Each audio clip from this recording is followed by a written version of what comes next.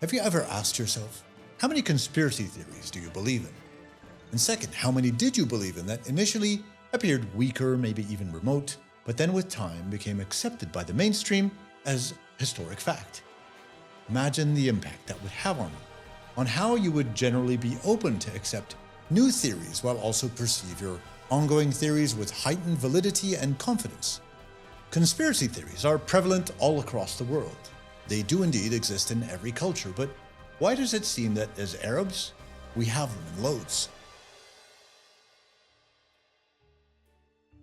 It's said by some Western scholars that Arabs are more susceptible and inclined to conspiracy theories, because they're in general less educated than the West, and hence less able to think analytically and decipher the fantastical narratives, filtering them out from the more realistic and rational ones. For Arabs, conspiracies operate as a refuge for the ill-prepared cognitive mind. The Middle East has also been a hotbed of crises, wars, and political chaos for over a century, a collective of distressing events not enacted in isolation from the rest of the world, but via the direct involvement from foreign Western powers since the very beginnings of the 20th century. Again, this condition promotes the quick and unimpeded belief in conspiracies as a refuge for the powerless. You see, it's a volume game. If you as a people were exposed to all types of catastrophic events on all fronts, political, economic, military, suppressive and oppressive, then of course you'll have a certain heightened level of paranoia, virtually an ethnic neurosis, mistrust on a gargantuan level that can lead to the only conclusion that the world has it in for you. They're out to get you. On an ethnic and cultural level, Arabs have suffered through all types of stereotypes, racism, dehumanization, anti-Islamic prejudices that have placed them in a class of their own. They're considered the others or the enemy, to be both feared and to be looked down upon. And over the last century, and with the discovery of extremely valuable natural resources in the Arab region, to be criticized and belittled by Western powers as backward and undeserving of the many gifts fate has bestowed upon them. On the geopolitical stage, decades of broken promises, abuse, and betrayal since the early days of 19th century colonialism were reflected in one event after another that destroyed the Arab spirit, security, and hopes for a just and peaceful world. The Sykes-Picot Agreement, the Balfour Declaration, the Partition Plan for Palestine, the 1956 Suez Canal War, the 1967 Six-Day War, numerous coups and assassinations, the Iran-Iraq War, Iraq's invasion of Kuwait, or the Iraq War, war in Libya, and the Syrian War, are only a summary of main disastrous incidents experienced by the Arabs. More and more of these events have fed this Arab mistrust of the West. Now, even more so as we see historic conspiracies resurfacing and, right before our eyes, becoming exposed as historic truth, such as in the present-day genocide in Palestine that reveal to the world the long and dark history of Zionist ambitions and fictitious narratives. We witness the same use of the conspiracy theory tool when the West peddles the Ukraine-Russian crisis as a madman's authoritarian mission to rekindle old Soviet glory, when we all know it's all about marginalizing Russia, a rising global political and economic power. But it's not all the West's fault when it comes to conspiracies. Arabs are also victims of their own doing. Conspiracy theories for public consumption and eventual population numbing is a common practice for the subduing of citizens when things aren't going too well for some authoritarian regimes. For example, conspiracies to create sectarian blame games that divide and conquers Arab populations who might otherwise be united, powerful, and prosperous. Beyond the real and long-term experiences Arabs face and have faced in the past, I want to continue on a point I made earlier concerning weak education as a cause for the belief in conspiracies. The question I have is whether there are any Arab predispositions for conspiracy theories. One can easily acknowledge, in order to have peace of mind and some level of sanity, making sense in a world that is not within their control, Arabs have to find where to source and place the blame, thus attempting to explain events usually important events involving a secret plot and careful planning by powerful groups that are often considered sinister, oppressive, and malevolent, is the easiest path to convince oneself of the how and why of this reality. Being on the losing side of history for the past 700 years definitely empowers this position.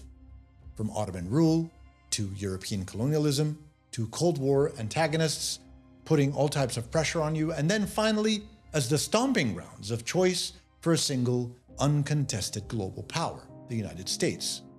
There's no denying that Arabs have been put under a heavy thumb. Yet this mechanism that allows for Arabs to find conspiracy within their modern predicament is not an isolated condition and limited to the current era. It's embedded historically within the discourse of the Muslim historic tradition, that the demise of the Islamic world came at the hands of others, the Christians in this case. This fall was in no way a fault of the Muslim civilizations, who declined for one reason or another, and hence this story is continuing on into perpetuity, concocting conspiracies accusing the other of their plight. Another important element when talking about conspiracies is that Arabs are superstitious, both from pre-Islamic and through post-Islamic tradition. This mindset is further enforced by Islamic exegesis concerning the dimensions of faith and reality. The Zahir, the known as outer dimension, and the Batin, the unknown or hidden dimension.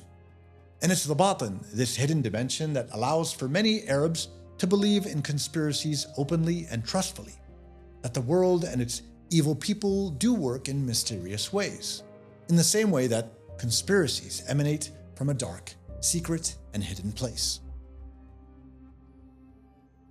The labeling of any yet-to-be-proven, contrary, or damning historic or present narrative as a full-fledged conspiracy only occurs when the more influential and powerful side of the conflicting narratives is opposed to the reality on the ground, or when those in power collaborate to achieve hidden, malevolent ends over the same event or series of events.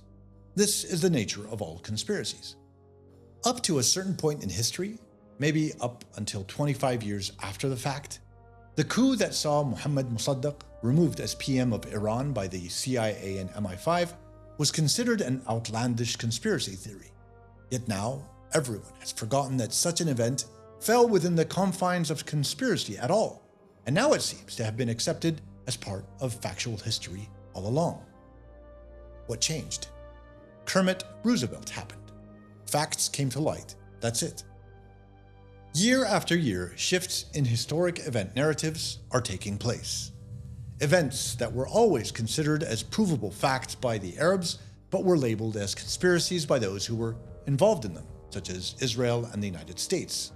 These narratives were then involuntarily revised from a state of conspiracy to a state of fact by the mainstream. Now, an example of this is an Arab long-term conspiracy theory where Israel is the cause and perpetrator of unrest in the Middle East with its control of US foreign policy. This was reflected in the 1990s within the Clean Break Report, a report prepared by Americans for the Prime Minister of Israel at the time, Benjamin Netanyahu. And we saw the consequences of this in the different wars that came about later. We saw it in Iraq, we saw it in Syria, we saw it in Libya, and at some point in time in the near future, if Israel gets its wish, in Iran.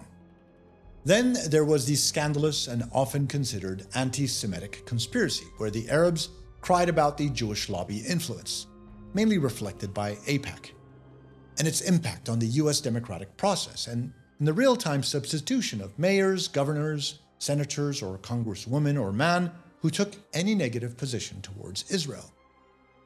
Arabs claimed this as reality over 50 years ago. Only now is the US population starting to see the light. No one can deny that conspiracies can also change.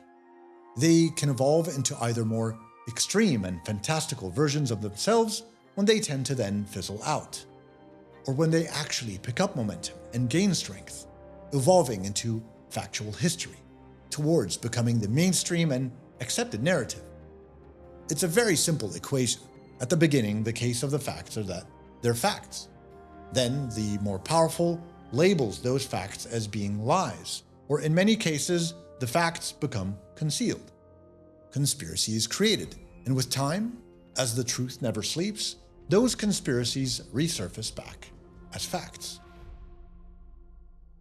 Now, just to be clear, the evolution of a conspiracy theory and its universal acceptance into historical fact is a bittersweet victory for Arabs.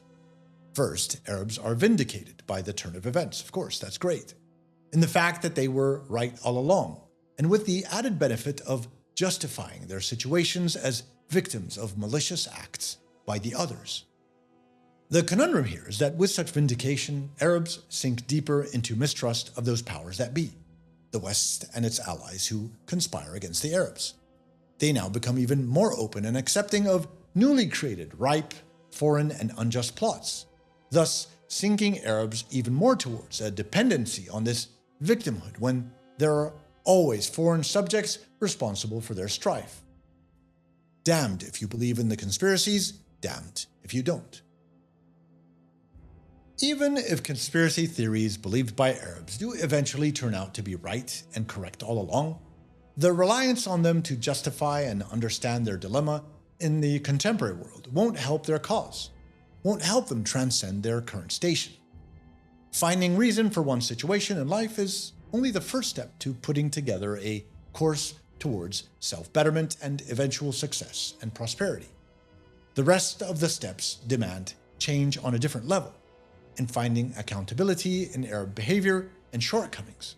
Now today, with the abundance of new independent media outlets, the options for differing and contrary narratives and biased truths are even more plentiful. Making sense out of the chaos is becoming more complex and difficult.